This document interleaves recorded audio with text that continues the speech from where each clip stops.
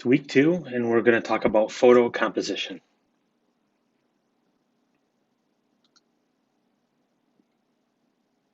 So, content. The first thing you need to do is look at your options.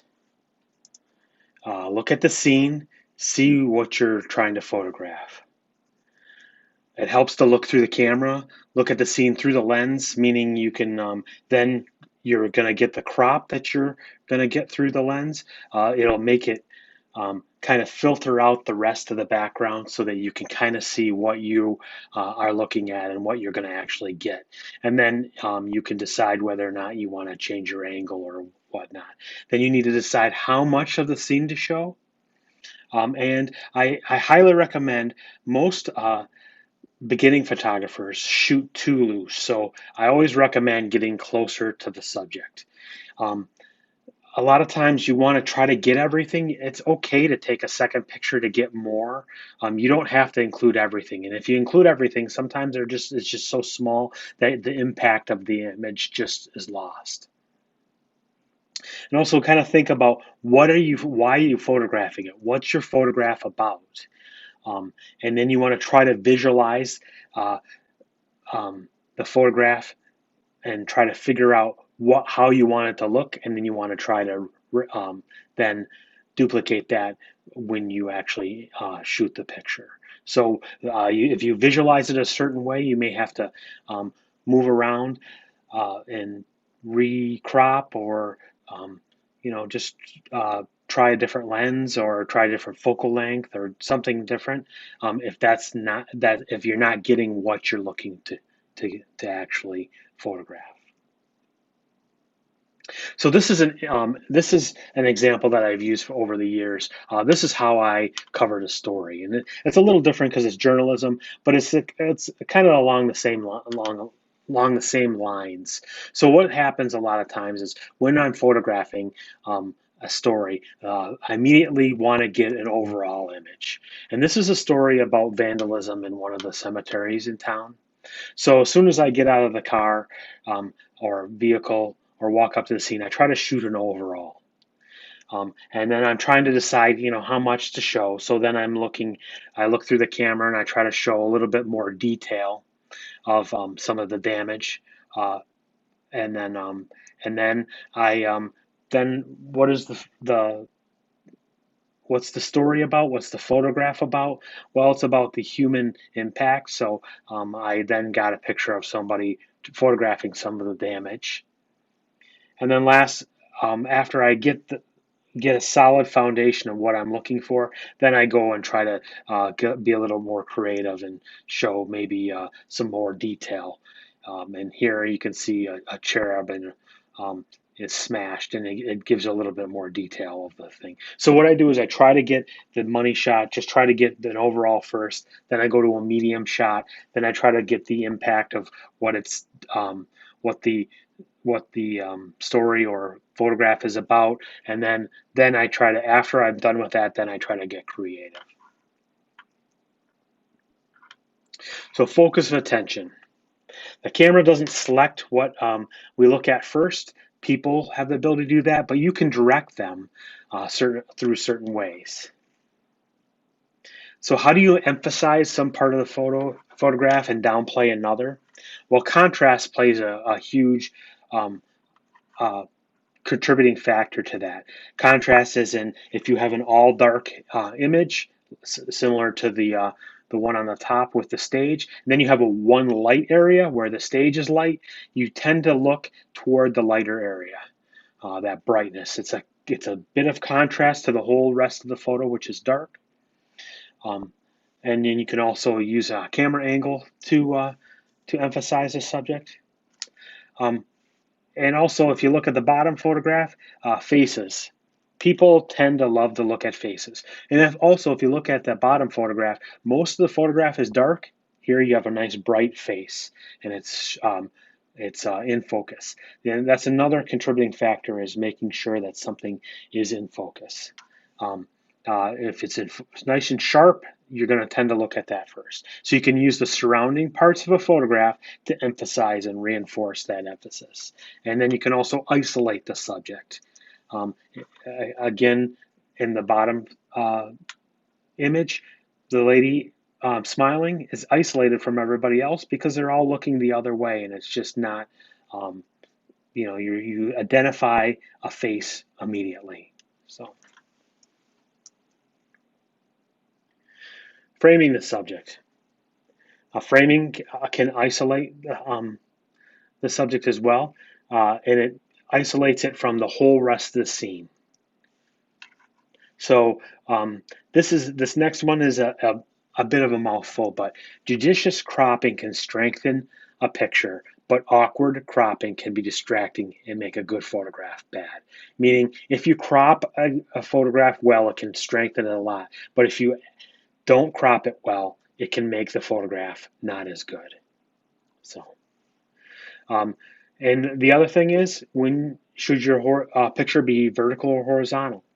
Depends on the subject. If you have a tall subject, you would probably want a more of a vertical image over a horizontal image. Um, if you have a very long horizontal picture, then you would probably want to keep it horizontal. But majority of the time, when people are photographing, everything is shot horizontally like this. People rarely take the camera and turn it sideways like this. So, but vertical pictures can be very strong. So, can you skew the photograph? You can. You should have a reason for it. I tend to be a little bit more of a conservative photographer. I only skew a photograph if there's a really good reason. Skewing a photograph just for the sake of skewing it isn't going to make a bad photograph better. It's just going to make it a skewed bad photograph. So, and talking about skewed photographs, the one on this frame here, this one, there's a reason for it to be skewed because they want it to look like she's standing straight up, where in actuality she's not. So, very interesting photograph.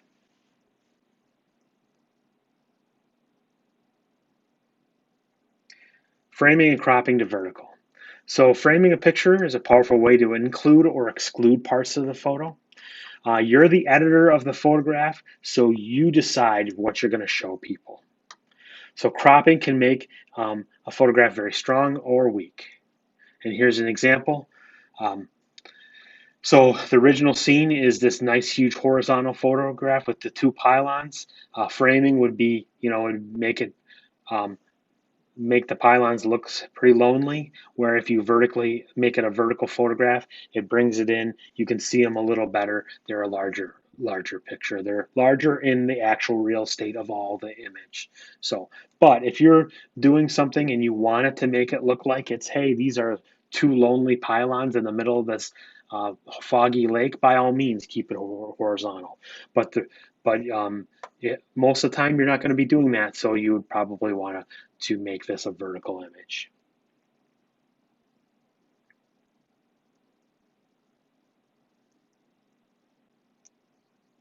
So here's just different photographs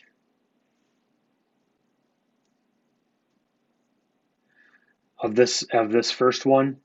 I think that the vertical looks a little bit better. I want to see more of the foliage at the top. Um, I do like the water, but I think the vertical one is a little bit stronger. Here is one of my few skewed photographs. And the reason why I skewed this is when I was shooting this, Charlie here in the wheelchair, he loves to hassle all the goalies during hockey games at the time. And what he'd do is just sit there, all the opponent's team's hockey players, our goalies, he'd just bang on the glass and call them a sieve all the time. And this is an interesting interplay between these two because this Ice Hawks here, this goalie was recently traded to the Ice Hawks, and he used to play against them. And Charlie would always just hassle him. And here he's hassling Charlie for all the times, calling him a sieve all the time. And it was kind of a cute interaction. And another reason I skewed this is it's an interesting interaction between the two, but also this goalie is super tall. He's well over 6 feet. Plus, you put skates on him, and he's tall. And then Charlie, he's in a wheelchair, is real low. So I didn't want a lot of dead area above Charlie's head. So I skewed it. And one of the nice things about by skewing this is if you look all the directions of the brick, and the lines in the ceiling, they all point toward Charlie. So it's like the goalie's looking at Charlie, the lines of the brick and the ceiling lines are all looking kind of pointing toward Charlie as well. So it makes Charlie a little bit more prominent in the photograph. This next one is just I like the facial um, expression of the Richmond football player looking at the cross-legs guy. I didn't necessarily think that I needed to get all of it. I like that interaction between the two. It's a little bit different than a traditional football picture. So what is contrast? So contrast will make a subject stand out from its surroundings through the use of color, like this, or the traditional black and white meaning of a contrast, which is that stark black and white. The contrast is the amount of gray between the two. So, in traditional meaning sense, is there. This is a high contrast photo because there's a lot of white and a lot of black, and there's not a lot of gray in between. So.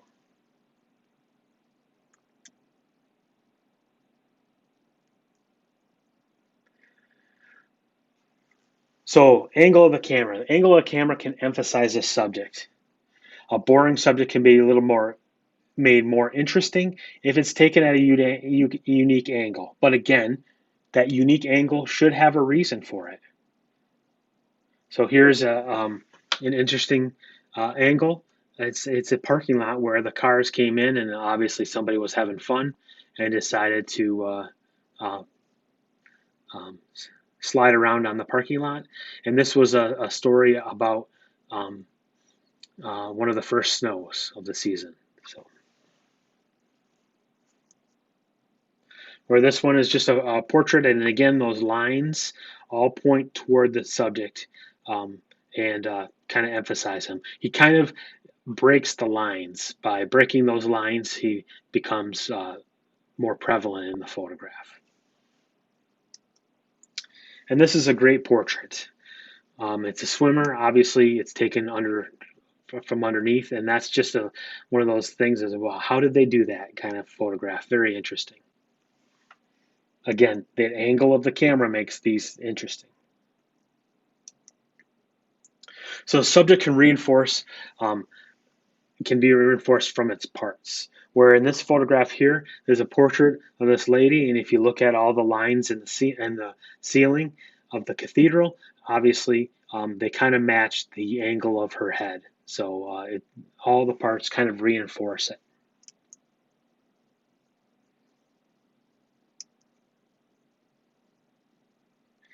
So you could have cropped this photo right down from the top, but then you lose all those repeating shapes in the ceiling and it just wouldn't be as strong.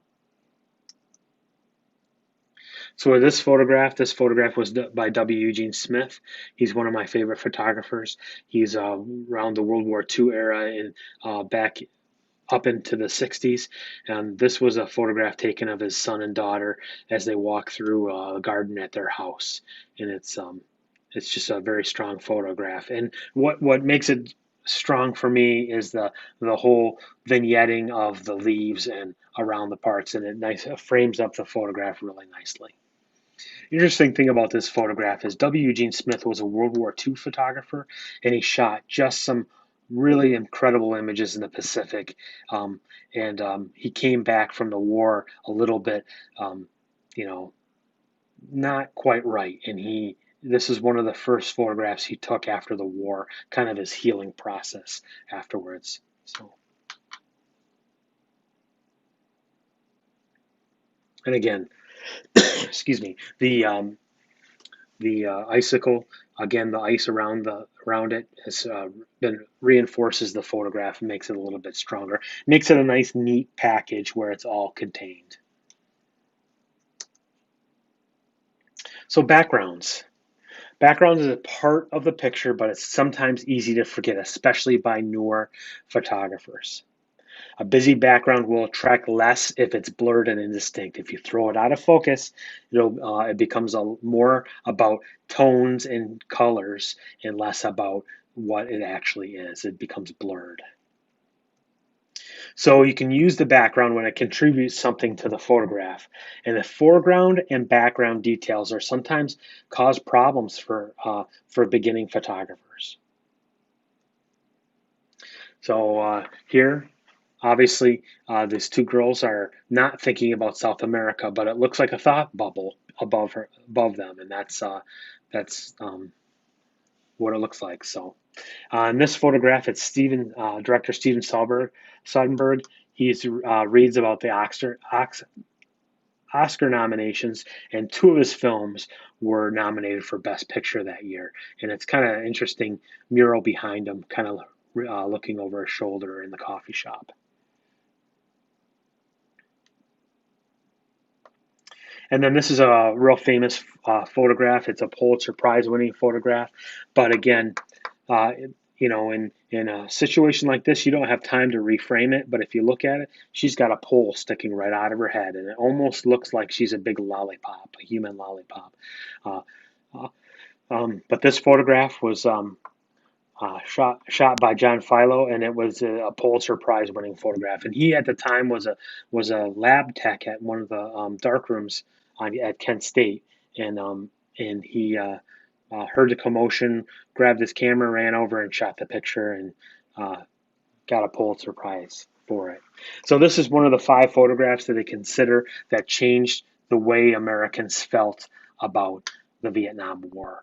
Very famous photograph. So another interesting thing about this photograph is in the mid '80s, somebody noticed that the pole was missing from the original picture, and somebody along the lines had somehow removed the pole in the for the picture, and it had published it, and everybody was using that photograph. Well, in the '80s and '90s, there was a campaign to get rid of all the altered photographs, because anytime you alter a photograph in journalism, it's a big no-no, and it's a even something this simple you could get fired for. So they went and eradicated all the altered photographs, and this is the actually one of the original ones. So lines, and we're going to talk about line shapes and different things like that. And these will become assignments, obviously. Lines. You want to look for lines and shapes in your photographs and what you photograph, and then use those to your advantage to point at things. And you'll notice once you start looking at and finding lines, you'll find lines more often than not. So a line is any shape that it is longer than it is wide. So a table could be a line. A lot of things can be lines, and you can just use those to emphasize or de-emphasize a photograph. So an element, a single element of design, seldom occurs in isolation, which means if you find one line, you're going to find another. And the eye tends to connect two or more spots like a connect the dot drawing. So you'll tend to you'll if you see a lot of number of spots throughout the photograph, though your eye will, if they're close enough together, will tend to want to connect those and make those lines as well. And lines have psychological overtones.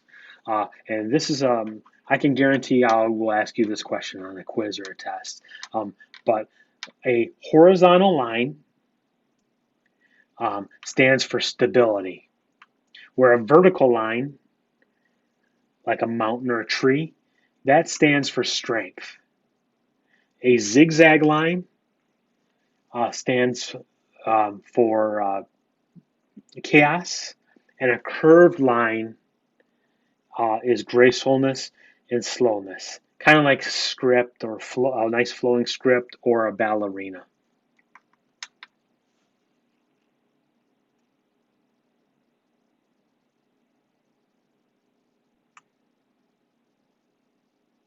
So lines occur in nature. You'll see them all the time.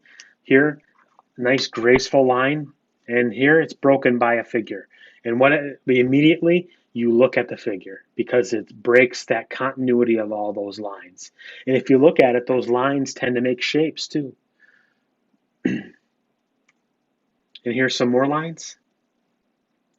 These are the old seats at McMorran, which they just recently replaced. But you can see all the arm rests become lines, and then the slats and the chairs become lines as well. An interesting thing about this photograph, I shot this for a story at the Times Herald um, about um, about attendance. And at the time, the hockey team wasn't getting very good attendance. So what did I do? I shot the 13th chair. It's kind of one of those bad luck things. I used to do this all the time. I kind of think more into the photograph than most people, and you could see a lot of little clues that I would do. So kind of my little joke, inside joke to myself. So. And here's another one. Again, this was a story about the state shutting down and alcohol sales because the state regulates alcohol. And if the state shuts down, they can't regulate the alcohol, so alcohol sales they could plummet. And then, again, these shelves are all pointing toward the subject at the end. There.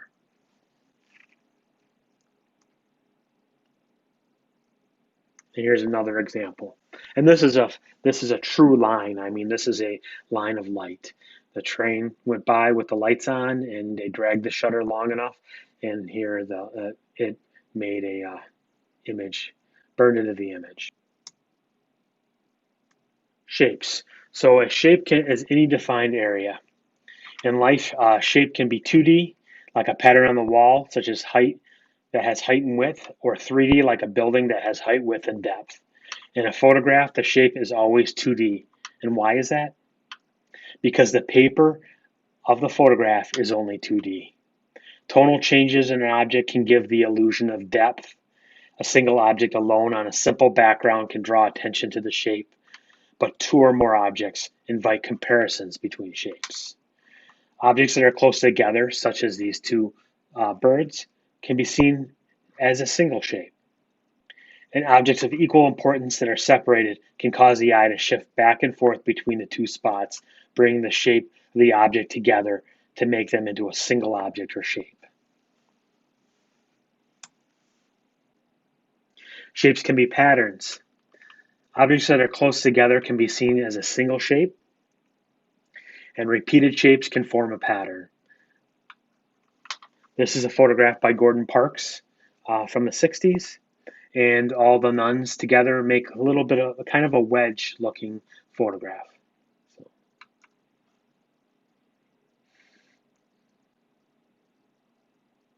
So shapes and patterns. A pattern is formed by multiple shapes. Breaking a pattern can cause the eye to notice that continuancy of the pattern. So here in this rose, all the white roses are all one big field, and here you put one red rose in there, and your eye immediately goes to that red rose. And here, do you notice what shape this is? There's triangles throughout the image. The legs are a triangle. The sawhorses are all triangles. His arm creates a triangle. Granted, it's not a great photograph, but I wanted to show you that here there's a repeating shape throughout the whole image. And look at the top of the fence, all triangles.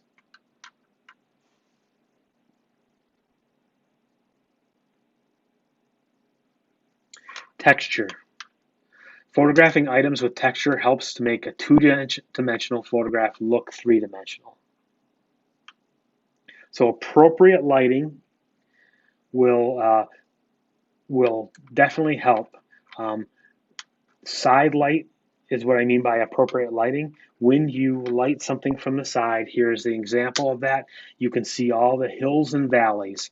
All the hills of the photograph, the high points all become brighter and the valleys become darker. You definitely see the shadows.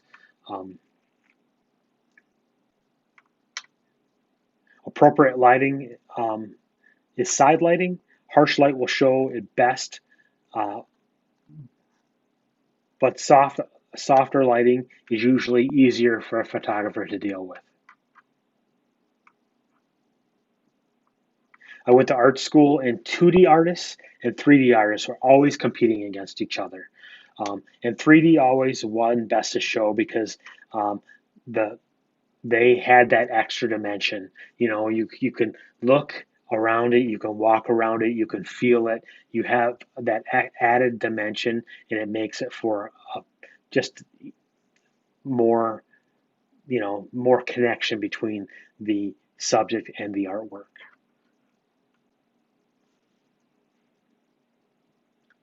And here again, that side lighting really helps. Here you can see that on the bricks, the high points of the brick become real light, and where all the rest is all shadow. And you can definitely see the texture in that.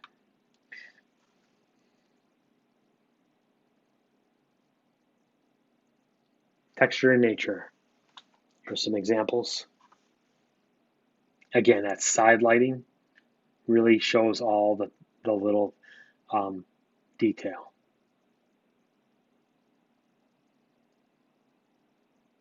So color.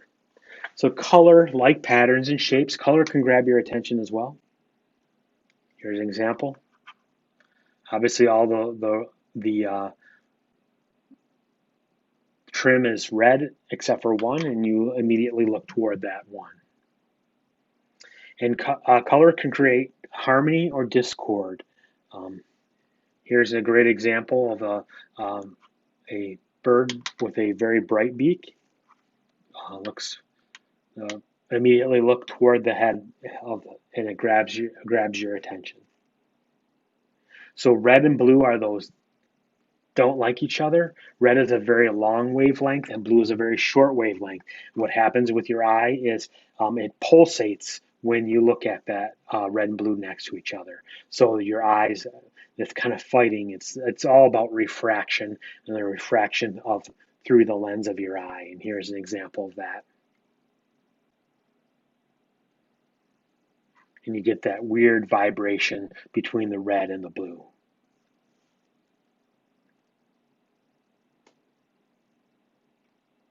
And color conveys feelings.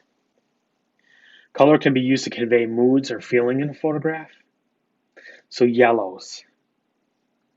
Yellows is the most visible color. It's the first color that the human eye notices.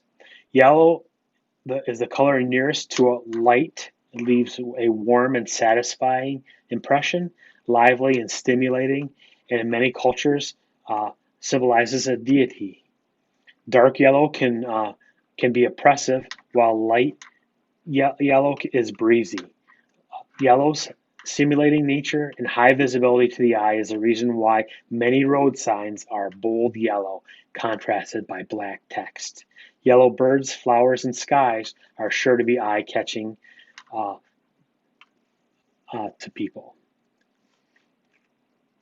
Red. Red is a bold color. It commands attention. Red gives the impression of seriousness and dignity, represents heat, rage, and fire. It's also known to escalate the body's metabolism. Red can also signify passion and love. Red promotes excitement and action. It's a bold color and signifies danger, which is why it's used on stop signs. Using too much red should be done with caution because it's domineering qualities. Red is one of the most powerful colors. So blue. Blue represents temperature, sky, water, and ice. It's the second most powerful color, and it obviously represents coolness, mist, and shadows. In some applications, it can represent peacefulness and calmness, as pink represents femininity, blue represents masculinity. Blue is often associated with somber emotions like sadness, gloom, and fear. Blue is means attention, or intelligence and strength, and it's one of the most politically correct colors because there are no negative connotations of it anywhere on the globe. Green. Green is the most restful color for the human eye. It's a universal color of nature, as well as fertility, rebirth, and freedom. Bright green can be uplifting, while dark green evokes a mental picture of a pine forest. Street signs are painted metallic green, Background contrasted by white letters because the combination is believed to be the easiest to read and recognize for the human brain. However, as with most colors, green also brings forth some negative connotations. The phrase green with envy also gives away to guilt, ghastliness, sickness, and disease. White.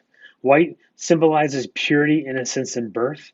It is closely associated with winter and can also represent surrender or truth. In the color spectrum, white is the union of all colors. Its neutrality and conservative nature is widely accepted. Its simplicity and subtle quality makes it an ideal color for establishing clarity and contrast for your images. And black. Black is associated with elegance and class. Uh, it's a traditional color of fear, death, and mourning. Uh, you can look at the many terms using the word black and understand how it is perceived. Black sheep, black heart, black and blue, black mark. Despite the negative imagery that black brings, it is the preferred color in many designs since it contrasts quite well with most colors. If used correctly, it promotes distinction, clarity in your images. So then now to the rule of thirds. So the rule of thirds is more of a guideline. I always say it really should be called guideline of thirds because you can break it. It's just it's a good guideline for you if you're looking at trying to frame something up and you just don't really have a great idea on it. Centers of interest should fall at points that are on the intersecting lines if mentally subdividing the image into thirds, two vertical and two horizontal. So let me put this in English. So if you divide your picture in thirds, so you put two lines horizontally and two lines vertically here, the centers of interest should fall where the lines intersect. So if you make your photograph a tic-tac-toe board, wherever those lines intersect should be the points where the interesting things in your photograph should go. And what that does is it moves things off the center and then off the center vertically and off the center horizontally so that it's completely off the center.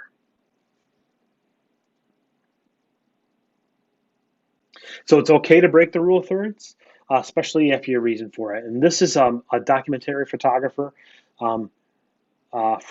he was photographing the gypsies of Eastern Europe. And this is what he says about his photograph. The most extraordinary photographs merge composition with content on a level that rules don't explain. This photograph showing the gypsies of Eastern Europe, the man was just found guilty of murder and is on his way to the execution ground. And this is what he says about it.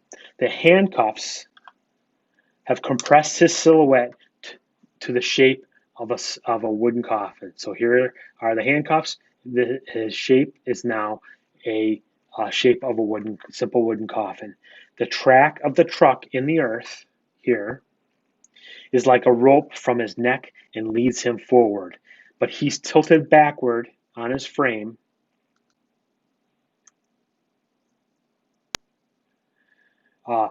He's tilted backward on his frame because he's in recognition of terror of being sent to death. So here he's moving backward and he's being pulled forward. So that's what he says about his photo. And again, if you were to divide this in thirds, line here, line here, line here, line here, this point, this point, this point, and this point would be the points of interest. He doesn't fall on any of those. But yet it's still a really good photograph. So sharpness. Sharpness of a photograph or its parts is immediately noticeable. You'll notice it and you'll tend to look at that first. Depth of field can affect sharpness from near to far. And we'll talk a lot about depth of field, or I'll talk a lot about depth of field later in the semester. We'll have a whole week dedicated to that. I'll explain how to actually create a depth of field, a small and a large one. So motion can be photographed either sharp or blurred, but a gain in motion sharpness can be a loss in depth of field because everything's a compromise, but we'll talk more about this later on. So here's some examples of sharpness. So here, the camera is slow enough that all the background is blurred as it's spinning through the roller coaster ride. But the people are sharp because the people close by aren't moving a ton because there's not a lot to move. Here's an Ansel Adams, famous Ansel Adams photograph, and everything is sharp in this because he has a very large depth of field. And here's a photograph of a friend of mine, his ring. And there's a couple of things you immediately look at. Obviously, you immediately look at the dad ring, and part of that is because it's sharp. The other reason is the first for 12 years of your life, well, 13 years of your life, from kindergarten all the way to when you're a senior in high school, you've been drilled in your head, read, read, read. So if you see these shapes that look like letters, you automatically associate them with letters and you read it. And that's so you tend to read anything that's a writing immediately. And obviously his ring is writing in it. So here's some examples of the different photo techniques, photo composition techniques that I've shown you throughout the lesson this week. This is an example of everything being sharp. And again, you have that line going around and directing your attention to the center, which is a very bright spot in the middle of the photograph. This one is a technique also. It shows you the sharpness of the bench, and you immediately look at the bench. Now, it's not a great toning job because if you looked real closely, they actually blurred it and it's a little bit sloppy here and here. But again, it does attract your attention and you're immediately looking at the bench and the texture of the bench and less of the image around it. Everything in this photograph is pretty sharp. It's shot with a wide angle lens and everything becomes real sharp. Here, the bike tire is really the only thing in focus. Another example here is some nice lines and shapes, but again, a lot of things are in focus in this one. Here's some more lines, and again, the break in those lines, you look immediately at the object breaking it. Here's some lines, continued even on his shirt, and again, they're pointing right at him. These lines point to him, so he looks smack in the middle. Here's a leading line. It leads away. Everything's in focus, a very large depth of field. Another leading line, and here, broken in that line is a subject. And again, you immediately look at him. Here's the Louvre in Paris, and again, leading line right toward the middle of the Louvre there.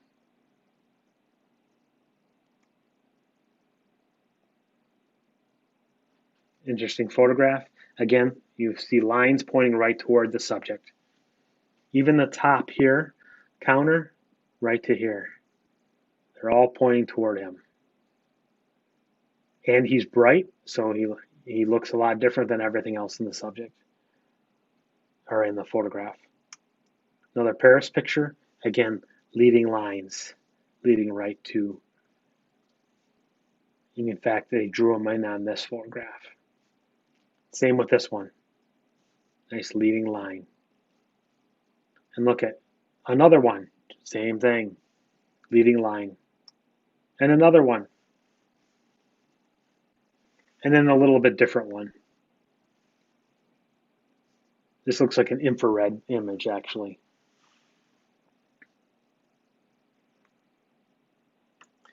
So lines can be also shadows, and you can obviously see the zigzag line here. Again, there's an example of the background reinforcing the subject. One of these wine bottles is not like the other. And again, immediately you notice the difference, that discontinuity of the top of that. Again, repeated shape becomes a pattern.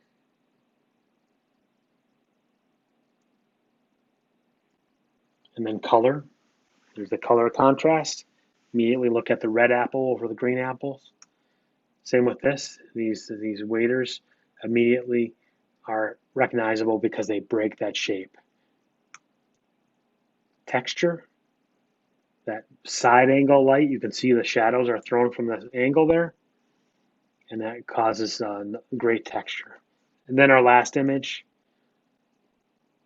Oh, maybe not our last image.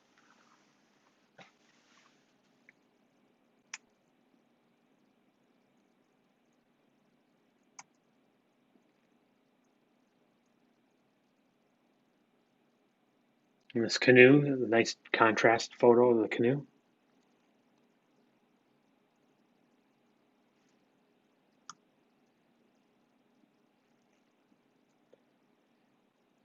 And again, that nice repeating shape almost becomes a pattern.